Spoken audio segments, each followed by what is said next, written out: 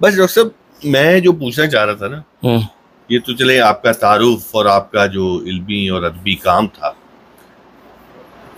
आप ये बताइए कि बर्रे सगीर पाको हिंद का जो मुसलमान है,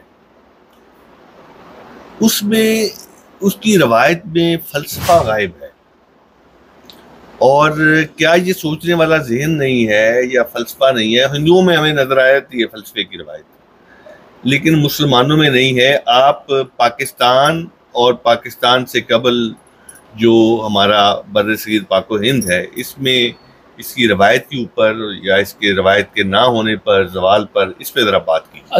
असल में ये है कि ये जो शिया रवायत का तो मुझे नहीं पता, लेकिन सुन्नी रवायत में ये लोग जो थे, सरेंदी और शाह वलीउल्लाह, ये लोग जो है फलसफे पे इनका था और इन्होंने काम भी किया, लेकिन फ़लसफ़े पे खुल के जो जिसे कहते हैं वो मजहबी हवालों से फ़लसफ़े पे काम किया। सही हुआ ये डॉक्टर रवश साहब के मुसलमान जो हैं वो बगदाद की,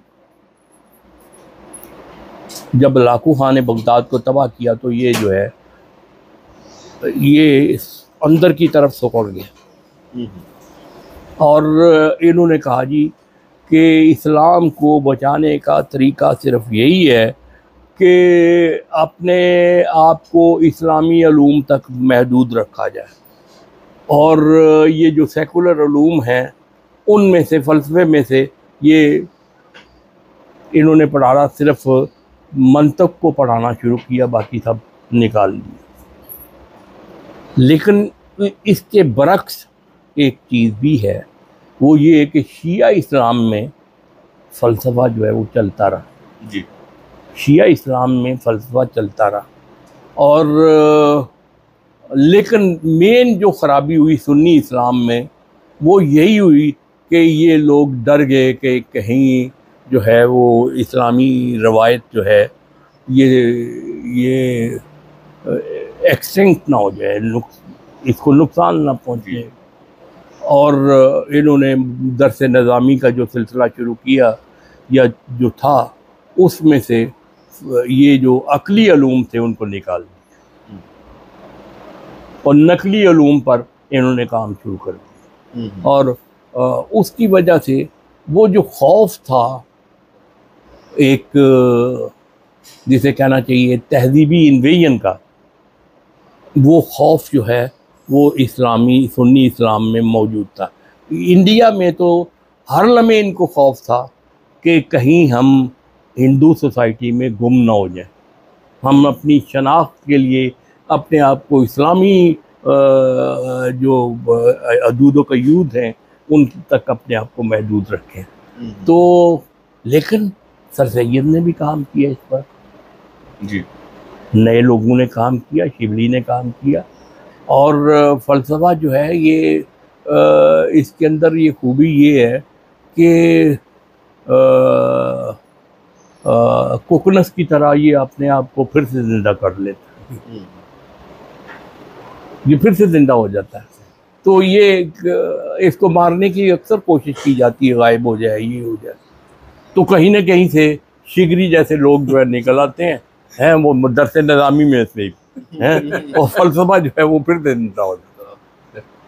क्यों जी शिगरी साहब? बस तो फ़लसफ़ा जो है इनसे मरता नहीं है, इन्होंने मारने की बड़ी कोशिश की है। फ़लसफ़ा जो है वो सोसाइटी के अंदर मौजूद है, और आप जैसे लोग, रवश नदीम एक उर्दू का प्रोफेसर होकर बड़ा आला दर्जे का रैशनलिस्ट है बहुत, तो वो बेंडर है हमारा शाहिद बेंडर, वो भी एक फ़लसफ़े की रवायत को लेकर आगे चल रहा है। तो ये इनका ख्याल ये है कि सुन्नी इस्लाम का कि फ़लसफ़ा जो है ज़िंदगियत की तरफ लेके जाता है, लेकिन मज़ा तो ये है कि ज़िंदगियत भी तहज़ीबी इस्लाम का हिस्सा है जी। है। बिल्कुल। जिंदगियत भी तहजीबी इस्लाम का हिस्सा है। अब उनको निकाल देंगे कि वो मुसलमान नहीं थे, ज़करिया राजी को निकाल देंगे अब कि वो जो है वो इस्लामी कल्चर, इस्लामी तहजीब का हिस्सा नहीं है, या इस तरह करके बहुत सारे लोग हैं उनको आप निकाल के बाहर, मूसा बिन मेमून वगैरह, हाँ, उनको भी डालेंगे हाँ, तो ये सारे निकाल के बाहर फेंक देंगे और नसीरुद्दीन तूसी को निकाल के बाहर फेंक देंगे। ये तो तहजीबी रवायत के साथ साथ चल रहे हैं लोग, और ये अपने आप को फलसफा जो है वो जिंदा करता रहता है मुख्तलिफ सूरतों में, कभी कभी दरसे नज़ामी वालों की सूरत में, कभी उर्दू वालों की सूरत में। मैं इजाजत दें एक सवाल करने की, फिर आप सिर्फ ये है कि अब नौबादियाती दौर में, अंग्रेज के नौबादियाती दौर में हिंदुस्तान में मॉडर्निज्म के तहत वेस्टर्न फिलॉसफी के शोबे खुले और ये फिर रवायत आगे बढ़ी, और फिर क़याम पाकिस्तान के बाद जो है ये पंजाब यूनिवर्सिटी और जीसी यूनिवर्सिटी में लाहौर में ये शोबे चलते रहे। बाद में एक में बंद हो गया और एक में अभी तक किसी न किसी अंदाज में चल रहा है। नहीं, जीसी में भी चल रहा है, जीसी में भी चल रहा है। तो मुझे ये बताइए कि ब्रिटिश दौर में जो फलसफे की रवायत कैसे पनपी और फिर पाकिस्तान में कैसे आई और कौन कौन लोग थे जो इनको आगे लेके आप तक आए? देखिए, मेरी बात ये है कि फलसफे की जो रवायत थी वो क़याम पाकिस्तान के बाद 60s में 50s में बड़ी मजबूत अंदाज में आगे चलती रही। मसलन फिलोसॉफिकल कांग्रेस चलती थी, मशरकी पाकिस्तान मगरबी पाकिस्तान मुत्तहिद थे, तो वो मुख्तलिफ यूनिवर्सिटियों में, ढाका यूनिवर्सिटी में, पंजाब यूनिवर्सिटी में, ये इन जगहों पे मुख्तलिफ यूनिवर्सिटी में फ़िलासफ़ी की डिपार्टमेंट्स थे।